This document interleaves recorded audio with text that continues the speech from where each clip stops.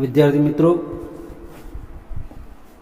આજે આપણે જોઈએ unit 6 I love you teacher. મિત્રો, ટાઇટલ જોઈને થોડું અજુગતું લાગે, પણ અહીંયા આ જે લેસન છે, યુનિટ છે, એના જે લેખિકા છે એ પોતાની આત્મકથામાંથી લીધેલો એક ભાગ અહીંયા મૂકેલો છે. હેલન કેલર નામ ઘણા વિદ્યાર્થીઓએ સાંભળ્યું હશે, છતાં પાઠ શરૂ કરતા પહેલાં એમના વિશે થોડું જોઈ લઈએ. હેલન કેલર, આખું નામ છે Helen આડમ્સ Keller.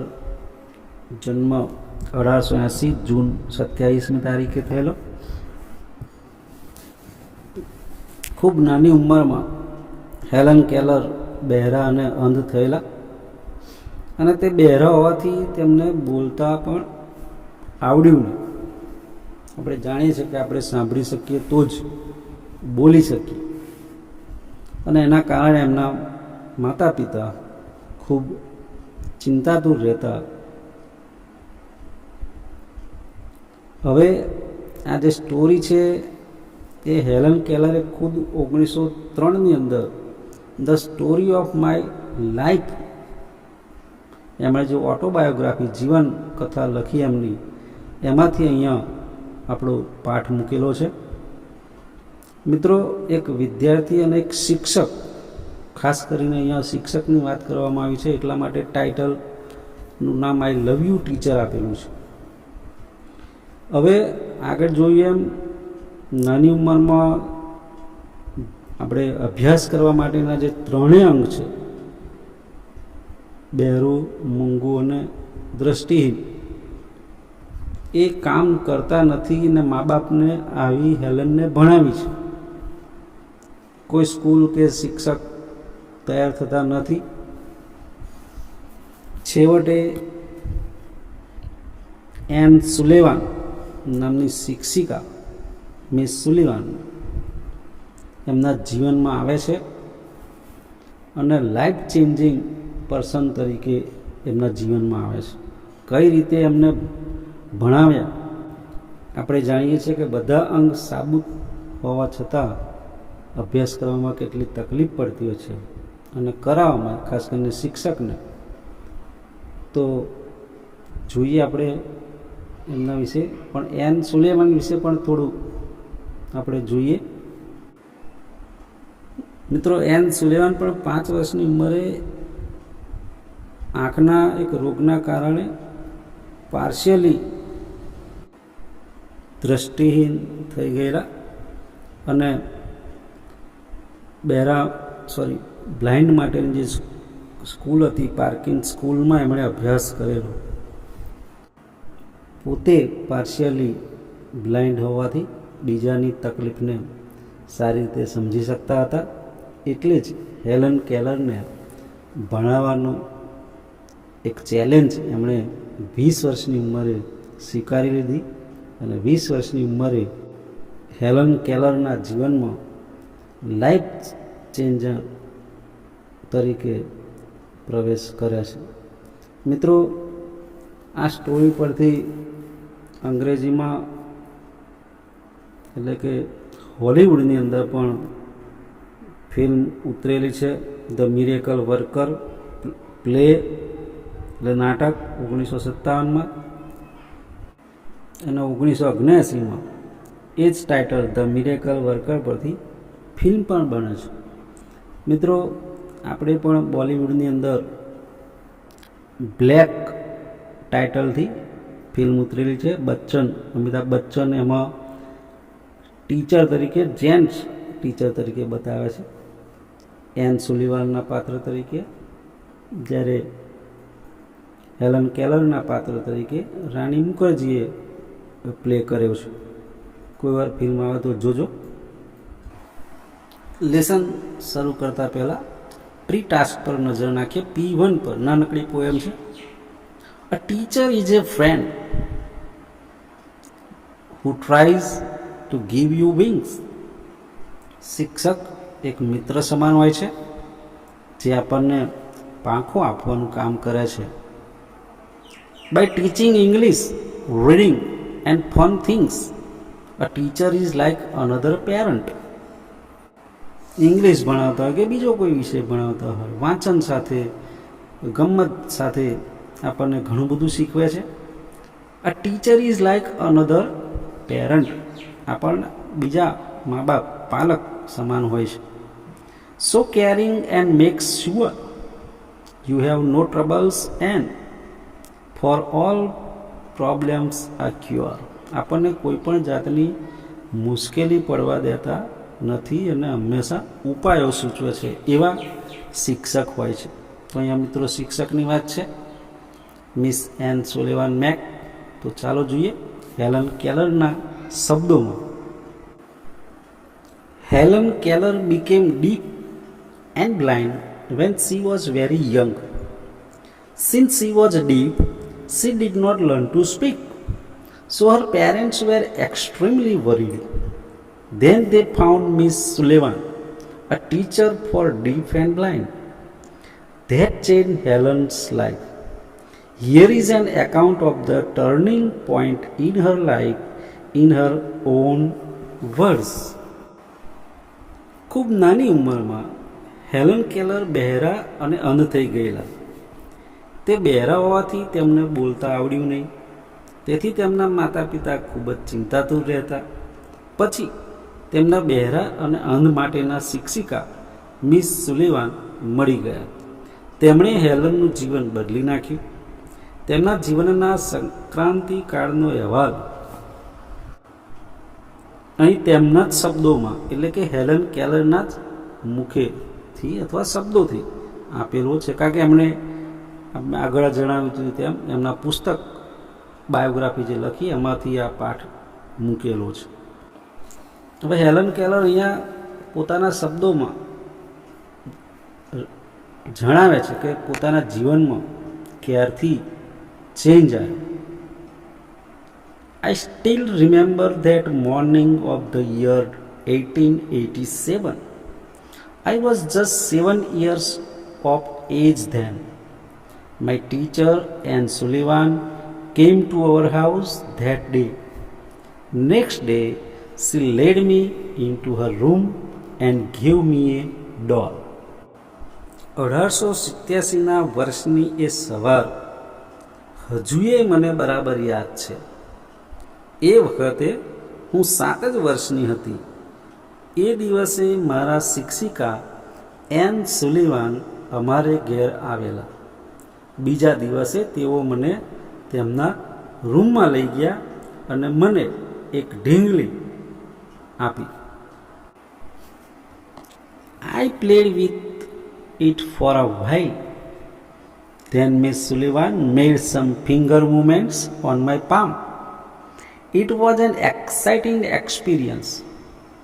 I got interested in that play and started imitating the movements she made with her finger. When I finally succeeded in doing that correctly, I was thrilled. I didn't know that I was spelling DOLL. થોડી વાર હું તેનાથી રમી. પછીથી miss સુલિવાને મારી હથેળીમાં આંગળી થોડી ફેરવી. એ રોમાંચક અનુભવ હતો. મને એ રમતમાં રસ પડ્યો અને તેમણે ફેરવેલી આંગળીની હું નકલ કરવા લાગી. હું જ્યારે એ બરાબર કરવામાં સફળ થઈ ત્યારે હું ઉત્તેજિત થઈ ઉઠી. મને ખબર નહોતી કે હું DOLL નો સ્પેલિંગ કરી રહી હતી. મિત્રો, આ 19મી સદીની વાત છે. 125 વર્ષ પહેલાંની, એનાથી વધારે. તે વખતે અત્યારે જે સાધનો છે એટલા ઉપલબ્ધ નહોતા અને એ ટાઈમે જેને દ્રષ્ટિ નથી, સંભળાતું નથી, બોલી શકતી નથી, એવા સ્ટુડન્ટને ભણાવવાનું બીગડું આ મિસ એન સુલિવાન ઝડપે છે બીજો હોય તો ના પાડી દે, પણ એમણે કઈ રીતે શરૂઆત કરી ભણાવવાની એ ખૂબ જ મુશ્કેલ છે, છતાં પણ રમતા રમતા એમણે ઢીંગલીનો સ્પેલિંગ શીખવાડી દીધો. Some days later we were walking in our garden. Suddenly my teacher put my hand under the water tap. As the cool flow of water ran over one hand, she spelled WATER on my other palm. We played this game every day, touching different objects. It awakened my soul. I came to know that everything had a name. Now each name gave birth to a new thought. Every object I touched seemed to throb with life. I was connected with the world through all the words. થોડા દિવસો પછી અમે અમારા બાગમાં ફરી રહ્યા હતા. અચાનક જ મારા શિક્ષિકાએ એટલે કે એન સુલેવાને મારો હાથ પાણીના નળ નીચે ધર્યો. ઠંડા પાણીની ધાર મારા હાથ પર પડી રહી હતી. ત્યારે તેમણે મારી બીજી હથેળી પર WATERનો સ્પેલિંગ એટલે વોટરનો સ્પેલિંગ લખ્યો. જુદી જુદી વસ્તુઓને સ્પર્શ કરી અમે રોજ આ રમત રમતા. પહેલાં ડોલ આપી, પછી પાણી, એમ પછી અલગ અલગ વસ્તુઓ. આથી મારો આત્મા જાગી ઉઠ્યો. દરેક વસ્તુને નામ હતું તેની મને ખબર પડી. હવે દરેક નામ નવા જ વિચારને જન્મ આપતું. હું જેને સ્પર્શ કરતી તે દરેક ચીજ મને જીવંત લાગતી. અરે, બધા જ શબ્દો દ્વારા હું વિશ્વ સાથે સંપર્કમાં આવી હતી.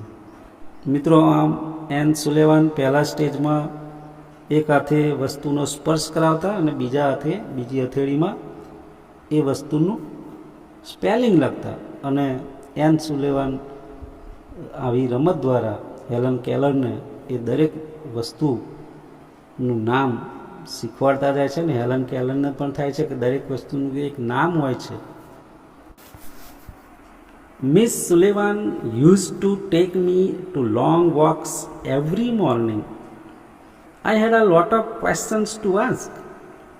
I would write something on her palm, and in turn she would talk into my palms as people talk into baby's ear. My teachers satisfied my curiosity. Now everything around me was full of life, love, and joy. રોજ સવારે miss Sullivan મને દૂર સુધી ફરવા લઈ જતા હતા. પૂછવા માટે મારી પાસે અનેક પ્રશ્નો હતા. હું તેમની હથેળીમાં કંઈક લખું અને બદલામાં તેઓ જેવી રીતે લોકો બાળકના કાનમાં કંઈક કહે છે તે તેવી રીતે મારી હથેળીમાં લખતા. મારા શિક્ષિકાએ મારી જિજ્ઞાસા સંતોષી. હવે મારી આસપાસની દરેક વસ્તુ મને જીવન, પ્રેમ અને આનંદથી ભરેલી લાગતી હતી. મિત્રો, આપણે પણ બાળક હોઈએ અને જ્યારે પ્રશ્નો થાય તો આપણે શિક્ષકને પૂછીએ, મા બાપને પૂછીએ અને એ આપણને જવાબ સમજાવે. એ જ રીતે હેલન કેલરને પણ પ્રશ્નો થતા, પણ એ જુદી રીતે પૂછતી અને એનો જવાબ પણ એન સુલિવાન અલગ રીતે આપતા. પણ જિજ્ઞાસા સંતોષતા 100%. નહીં તો કેટલાક કહે છે ને, ભાઈ બેસી જાના તારે શું કામ છે, બહુ પ્રશ્નો પૂછે છે, એવું કંઈ કોકને ના ઉત્સાહિત કરી દે. The second stage of learning was more difficult. It was also based on the sense of touch. Miss Sullivan would speak a word and ask me to touch her lips and throat slowly. I learned to speak through the movements of the lips and the vibration in the throat. When I uttered my first word, it gave me a boundless delight. Now I started talking with my toys, stones, trees, and birds in the garden. I felt amazed and delighted as my sister ran to me when I called her, and my dog obeyed my commands. I was able to speak. It was a miracle. મિત્રો પહેલાં N સુલેવાને દરેક વસ્તુનું નામ હોય છે પહેલાં સ્ટેજમાં શીખવાડ્યું. હવે જે મેઇન કામ હતું બોલવાનું એ કઈ રીતે પાર પાડ્યું અહીંયા જણાવ્યું છે કે એન સુલેવાન બોલે ત્યારે હોઠ પર હાથ આંગળીઓ રખાવતા, ગળા પર આંગળીઓ રખાવતા અને જે વાઇબ્રેશન થાય એનો અનુભવ કરાવતા અને એ રીતે એમણે હેલન કેલરને બોલતા શીખવી અને હેલન કેલર જ્યારે બોલતા થઈ એક ચમત્કાર થયો. અને હેલન કેલરને વધારે આનંદ ત્યારે થાય છે જ્યારે એમની બેન એમના બોલા પર દોડીને આવે છે, એમનું કૂતરું એમના હુકમોનું પાલન કરે છે. When I studied seriously, it seemed more like play than work. Whenever anything delighted or interested me, Miss Sullivan would talk about that as if she were a little girl herself. She taught subjects like science by making it so interesting that I remembered everything. હું ગંભીરતાપૂર્વક અભ્યાસ કરતી ત્યારે પણ મને એ કામ કરતાં રમત જેવું વધારે લાગતું. જ્યારે જ્યારે મને આનંદ થાય કે રસ પડે ત્યારે ત્યારે મિસ સુલિવાન જાણે કે પોતે જ એક નાની છોકરી હોય તેમ તે વિશે વાત કરતા. તેઓ વિજ્ઞાન જેવા વિષયોને એટલા તો રસમય બનાવીને શીખવતા કે તેમણે શીખવાડેલું બધું જ મને યાદ રહેતું. Finally, my teacher began teaching me to read. I first read raised letters and later on read with braille. I learned to write with both ordinary as well as braille typewriter. I was well on my path to becoming a well-educated person. I was provided all the possible opportunities to develop my abilities and I made the maximum use of them. તો પહેલાં N સુલેવાને Helen કેલરને બોલતા શીખવ્યું અને છેવટે મારા શિક્ષિકાએ મને વાંચતા શીખવાનું શરૂ કર્યું. પહેલાં તો મેં ઉપસેલા અક્ષરો વાંચ્યા અને થોડો સમય બાદ બ્રેલ લિપિમાં વાંચતા શીખી. હું સાદા તેમજ બ્રેલ ટાઈપરાઇટર વડે લખતા શીખી. હું એક સુશિક્ષિત વ્યક્તિ બનવાના માર્ગ પર પ્રગતિ કરી રહી હતી. મારી ક્ષમતાઓને વિકસાવવાની બધી જ શક્ય તક મને આપવામાં આવી અને મેં તેનો મહત્તમ ઉપયોગ કર્યો. I developed great confidence and I even visited the President Cleveland at the White House. મારો આત્મવિશ્વાસ ખૂબ જ વધ્યો અને હું વ્હાઇટ હાઉસમાં અમેરિકાના રાષ્ટ્રપ્રમુખ ક્લીવલેન્ડને પણ મળી હતી. મિત્રો, આ વખતે અહીંયા પાઠમાં નથી પણ ક્લીવલેન્ડે એક પ્રશ્ન પૂછેલો કે તમારે આંખોની દ્રષ્ટિ નથી તો તમે કેવો અનુભવો છો? ત્યારે હેલન કેલરે સરસ જવાબ આપેલો કે I have no eyesight but I have a great vision. મારી જોડે દ્રષ્ટિ ભલે નથી પણ મારી જોડે જે વિઝન છે મારું આગળ ધપવાનું જીવનને એ ખૂબ મોટું છે. In 1890, at the age of about 10, I moved to the Parkins Institution, જ્યાં એલન સુલિવાન ભણેલા. Here my teacher and Sullivan continued to teach me. I could make friends with other blind children here. My loneliness began to disappear and my progress of learning improved quite well. I learnt Latin, German and arithmetic. 1890માં લગભગ 10 વર્ષની ઉંમરે મેં પર્કિન્સ ઇન્સ્ટિટ્યુશનમાં પ્રવેશ લીધો. અહીં મારા શિક્ષિકા N સુલેવાને મને ભણાવવાનું ચાલુ રાખ્યું. અહીં બીજા અંધ બાળકો સાથે હું મૈત્રી કરી શકી. મારી એકલતા દૂર થઈ અને મારા શિક્ષણની પ્રગતિ ઘણી સારી થઈ. હું લેટિન, જર્મન અને ગણિત શીખી. In 1896, I moved on to the Cambridge School for the Young Ladies in Massachusetts. This was really a great achievement for a lady like me who was blind, deaf, and could barely produce sounds for communication. I began writing poems and stories. Shortly before my examinations, I lost my father. Although emotionally disturbed, I did my best in the examination. My teacher could not accompany me to the examination hall. There, a teacher spelled out the question in my hand and I typed out the answers. When the result was declared, I was so full of joy to hear that I had passed all the subjects. 1896માં મેં મેસેચ્યુસેટ્સની Cambridge school four young લેડીઝમાં પ્રવેશ લીધો. મારા જેવી અંધ, બધિર અને વાતચીત માટે મુશ્કેલીથી થોડા શબ્દો બોલી શકતી સ્ત્રી માટે આ ખરેખર એક ખૂબ મોટી સિદ્ધિ હતી. મેં કવિતા અને વાર્તા લખવાનું શરૂ કર્યું. મારી પરીક્ષાના થોડા દિવસો પહેલાં જ મારા પિતાનું મૃત્યુ થયું.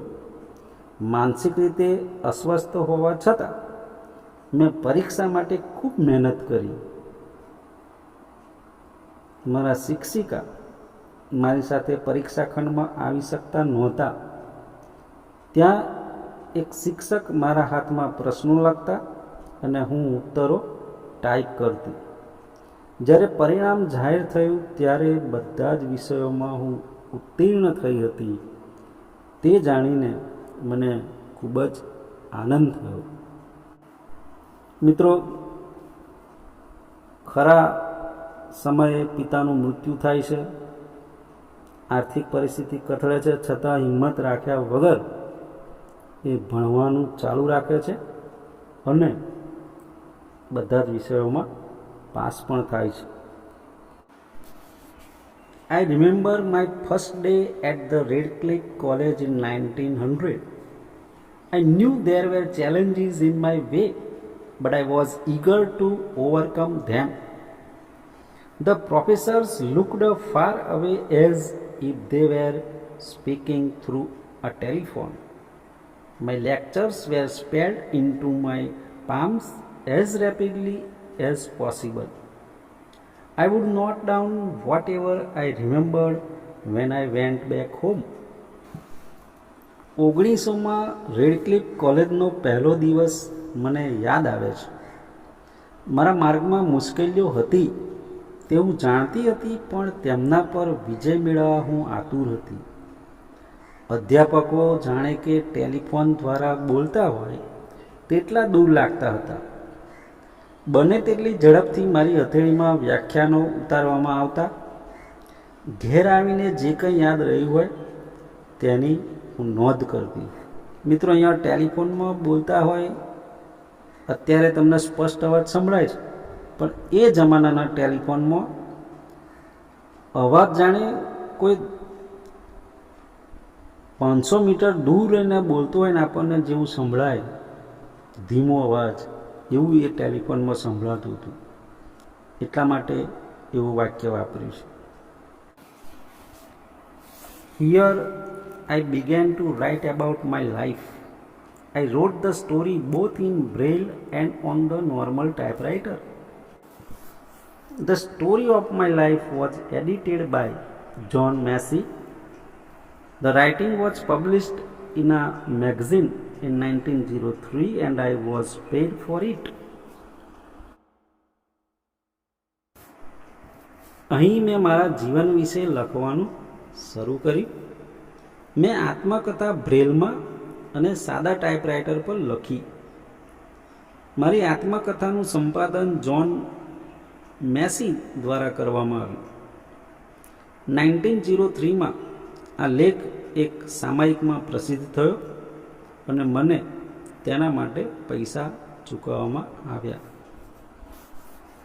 We the blind are indebted to Louis Braille as mankind is to Gutenberg. જેમ માનવજાત ગ્યુટેનબર્ગનું ઋણી છે તેમ અમે અંધજન લુઈ બ્રેઇલના ઋણી છીએ. મિત્રો, ગ્યુટેનબર્ગ એટલે કે પ્રિન્ટિંગ પ્રેસની શોધ જેણે કરી, જેના કારણે આપણે પુસ્તકો દ્વારા વાંચતા થયા, એમ લુઈ બ્રેઇલના કારણે એમણે જે લિપિ વિકસાવી એના કારણે અંધજનો વાંચતા થયા. On 28th June 1904, I graduated from the Radcliffe College. I felt proud that I became the first deaf blind person to earn a Bachelor of Arts degree. I began to feel that I must educate people on ways to help the blind. My prime goal in my life was to spread awareness regarding the poor, neglected state of the blind, their innate abilities and their inspirations. I had to raise funds not only to sustain a living for myself, but also to start projects to remove darkness and miseries from the lives of other blind people. I strongly felt that I must give the others what I had gained from my teacher N. 28 જૂન 1904માં હું Radcliffe કોલેજમાંથી સ્નાતક થઈ. BA એટલે કે bachelor of આર્ટ્સની પદવી પ્રાપ્ત કરનાર હું સૌ પ્રથમ બધિર અંધ વ્યક્તિ હતી. તેનો મને ગર્વ થયો. મને લાગ્યું કે અંધજનોને વિવિધ રીતે મદદ કરવા માટે મારે લોકોને જાગૃત કરવા જોઈએ. મારા જીવનનો મુખ્ય ધ્યેય અંધજનોની નબળી અને ઉપેક્ષિત સ્થિતિ, તેમની જન્મજાત ક્ષમતાઓ અને તેમની પ્રેરણા વિશે જાગૃતતા ફેલાવવાનો હતો. મારે પોતાના જીવન નિર્વાહ માટે જ નહીં, પણ બીજા અંધજનોના જીવનમાંથી અંધકાર અને દુઃખ દૂર કરવાની યોજનાઓ શરૂ કરવા માટે ભંડોળ ઊભું કરવાનું હતું. મારા શિક્ષિકા એન પાસેથી મેં જે કંઈ પ્રાપ્ત કર્યું તે મારે બીજાને આપવું જ જોઈએ તેવું મને દ્રઢપણે લાગતું. Then came a dark cloud in my sky. I was deeply concerned about that. My teacher's eyesight was worsening day by day. As a result, she could not see clearly. She was brave enough to fight against her problem, but I was sorry because she did not heed to her problem of her eyes. Instead, she continued to help me. At last, my teacher lost her eyesight completely and became blind by the year 1935. She sacrificed her eyesight for me. પછી મારા જીવનના આકાશમાં એક કાળું વાદળું આવી ગયું. મને તે વિશે ખૂબ ચિંતા થતી હતી. મારા શિક્ષિકાની આંખો નબળી પડી રહી હતી, તેથી તેઓ સ્પષ્ટ જોઈ શકતા નહોતા. તેઓ હિંમતવાળા હતા. અને તે સમસ્યા સામે ઝઝૂમતા હતા. તેમણે પોતાની જાત પ્રત્યે જરાય ધ્યાન આપ્યા વિના મને મદદ કરવાનું ચાલુ રાખ્યું. તેથી મને ખૂબ દુઃખ થતું. છેવટે મારા શિક્ષિકાએ તેમની દૃષ્ટિ ગુમાવી અને 1935માં તેઓ અંધ થઈ ગયા. મારા માટે તેમણે તેમની દૃષ્ટિનું બલિદાન આપ્યું. What a great sacrifice it was! If she had not supported and encouraged me to learn, I would not have enjoyed the beauty of the world. I cannot think myself apart from her. My heart always speaks, I love you, teacher. કેટલું ભવ્ય બલિદાન!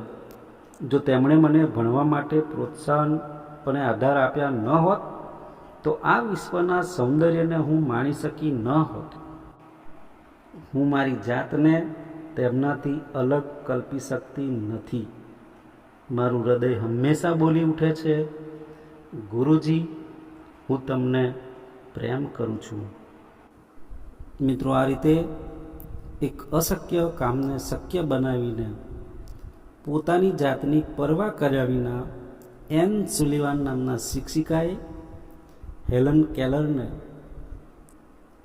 દ્રષ્ટિ આપી કહે તો પણ ચાલે, અને એક શિક્ષક તરીકેનું ઉત્તમ ઉદાહરણ દુનિયાને એમણે પૂરું પાડ્યું. એટલા માટે જ હેલન કેલર કહે છે, આઈ લવ યુ ટીચર. વિદ્યાર્થી મિત્રો, વિડીયો ગમ્યો હોય તો લાઈક કરજો, વધુમાં વધુ શેર કરજો, ચેનલને સબસ્ક્રાઈબ કરજો. ફરી મળીશું નવા ટોપિક સાથે. Good bye. Thank you.